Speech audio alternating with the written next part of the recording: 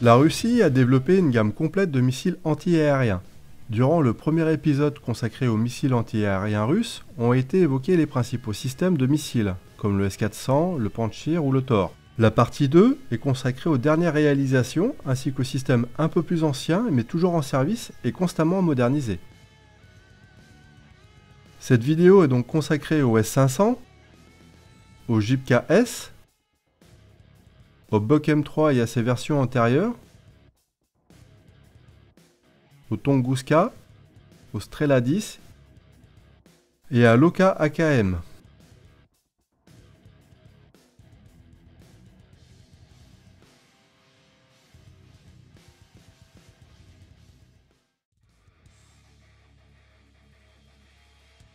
Le S-500 Prometheus, actuellement en cours de développement par la Russie, est un système de missiles sol-air mobile à longue portée. Il est conçu pour contrer les avions, les missiles balistiques et les missiles de croisière. Il pourrait viser les avions de 5e génération et les satellites en orbite basse. La Russie commence le développement du S-500 en 2010, peu après avoir déployé son premier lot de S-400, ce qui a été fait en 2007.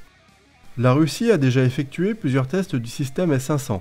En mai 2018, la Russie effectue le test de missile sol-air le plus long du monde, avec un S-500 qui frappe une cible à près de 482 km. À terme, le S-500 pourrait également être déployé sur des navires.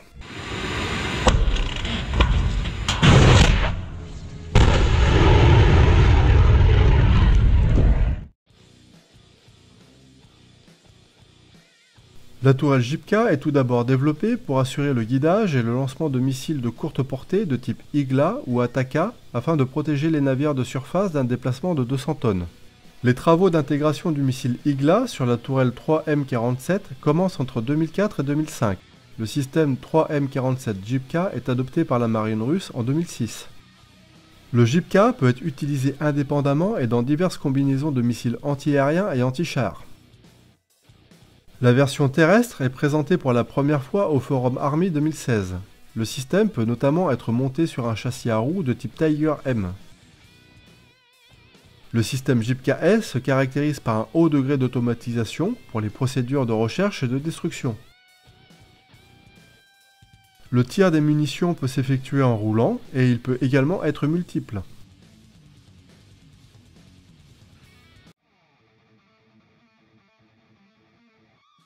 Le Buk M3 est un système de défense aérienne à moyenne portée, conçu pour lutter contre quasiment toutes les cibles aériennes, et cela dans un environnement marqué par un fort brouillage électromagnétique.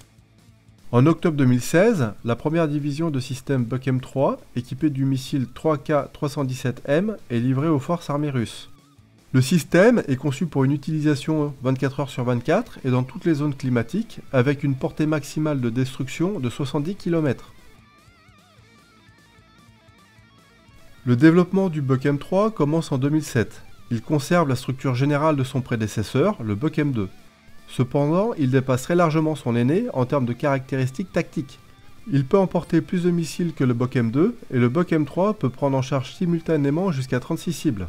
Le missile 3M317M est développé pour le Buk M3. Il diffère du 3M317 du Buk M2 par une portée plus longue et une vitesse plus importante durant le vol.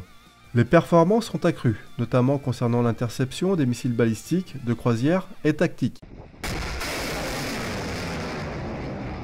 Le 3M317M est un missile à un étage à carburant solide. Il peut fonctionner dans toutes les conditions climatiques, de jour comme de nuit. Sa portée est de 70 km et il peut frapper jusqu'à 35 km d'altitude. La vitesse du missile est de 1500 m/s, soit environ 5600 km/h. Le missile est livré dans un conteneur hermétique, entièrement prêt pour une utilisation au combat. Ainsi conditionné, aucune inspection de l'équipement n'est nécessaire pendant toute sa durée de vie. Le RPN 9C36M, avec une hauteur de poteau d'antenne de 22 mètres, assure la détection des cibles volant à basse et très basse altitude, en terrain boisé et accidenté. Les missiles de croisière volant à une altitude de 5 mètres peuvent être détectés jusqu'à 70 km. Deux supports peuvent accueillir jusqu'à 6 missiles chacun, donc 12 missiles au total, ce qui représente une évolution par rapport aux 4 missiles du Buk M2. Le système 9K317M Buk M3 est mis en service en 2016. Le Buk M2 doit remplacer les systèmes de défense aérienne Cube et Buk de génération précédente. Mais lors du développement de cette version, la situation économique est difficile en Russie, ce qui rend sa production en série quasi impossible.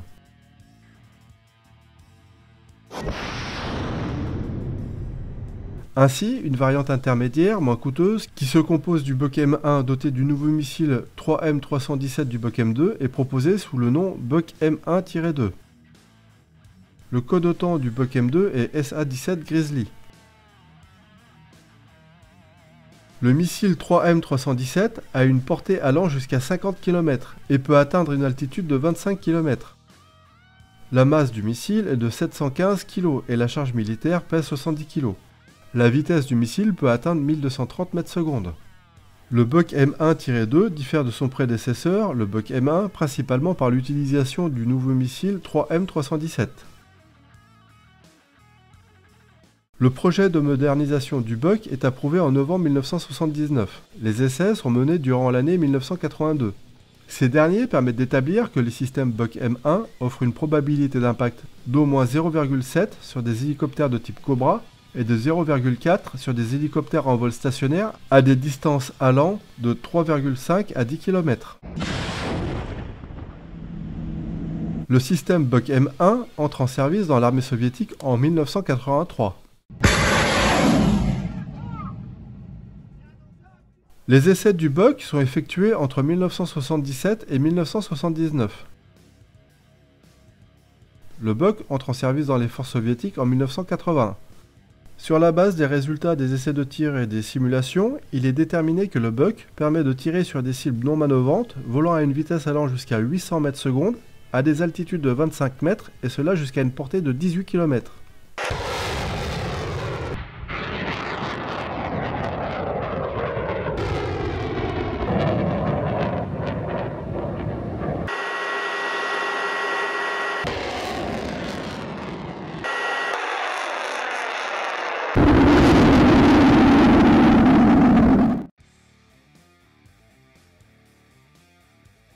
Le 2K-22 Tunguska, dont le code OTAN est le SA-19 Grison, est conçu pour la défense aérienne des unités d'infanterie motorisée et de chars durant toutes les étapes du combat.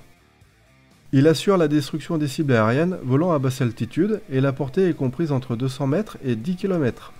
Il assure la destruction des cibles aériennes volant à basse altitude, sa portée est comprise entre 200 mètres et 10 km. Le 8 juin 1970, le développement du futur 2K-22 est lancé. La machine devra prendre la suite de plusieurs systèmes dont le ZSU-23-4.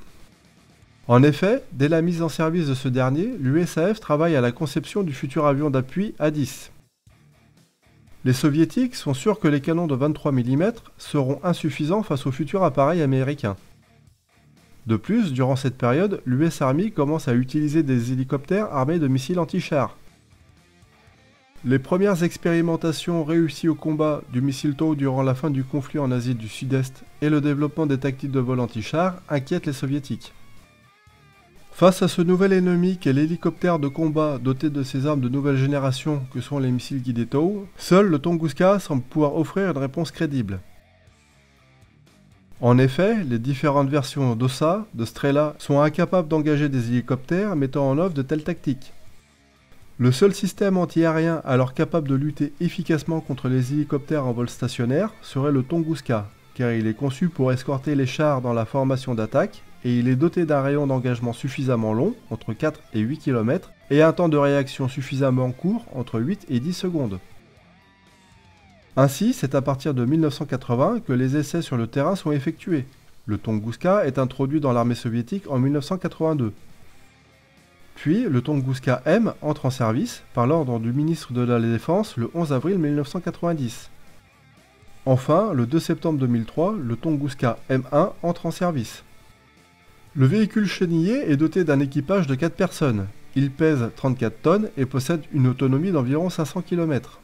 La principale caractéristique du Tunguska est la combinaison d'un armement constitué de canons et de missiles, avec l'intégration du radar et de l'équipement de conduite de tir intégrés dans un seul et même véhicule. Il est équipé de 2 canons de 30 mm.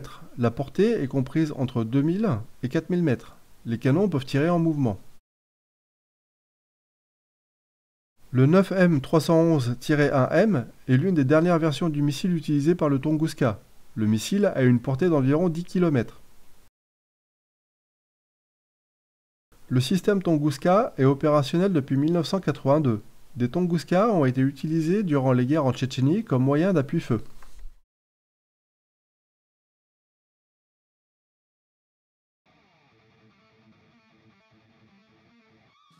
Le Strela 10, dont le code OTAN est le SA-13 Gopher, est conçu pour la défense aérienne à basse altitude durant toutes les étapes du combat. Il peut détruire des avions, des hélicoptères et des missiles de croisière. La portée maximale du missile est de 5 km à une altitude allant jusqu'à 3500 mètres. Le développement du Strela 10 commence en juillet 1969. La dernière version utilisée par les forces russes est le Strela 10 M4 ou Strela 10 MN. Cette version est livrée à partir de 2015 aux forces armées russes.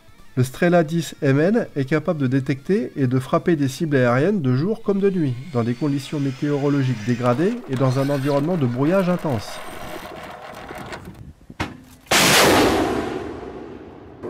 Le dernier missile développé pour le Strela 10 MN est le 9M333. La production en série de ce dernier aurait commencé début 2021. La période d'essai est terminée fin décembre 2020. Le système Strela est opérationnel depuis 1976. Les soviétiques ont notamment mis en œuvre le système durant la guerre d'Afghanistan en 1983. L'OSA, dont le code OTAN est le SA-8 Gecko, est conçu pour la défense aérienne à basse altitude durant toutes les étapes du combat. Il peut détruire des avions, des hélicoptères et des missiles de croisière. La portée maximale du missile est de 10 km à une altitude allant jusqu'à 5000 mètres. L'OSA AKM entre en service en 1980. Par rapport aux modifications précédentes, le système OSA AKM a la capacité d'engager des hélicoptères à une altitude presque nulle à des distances allant de 2 à 6,5 km. L'OSA est équipé du missile 9M33M3 qui possède une charge militaire de 15 kg pour un poids total de 126 kg. L'OSA est entré en service en octobre 1971.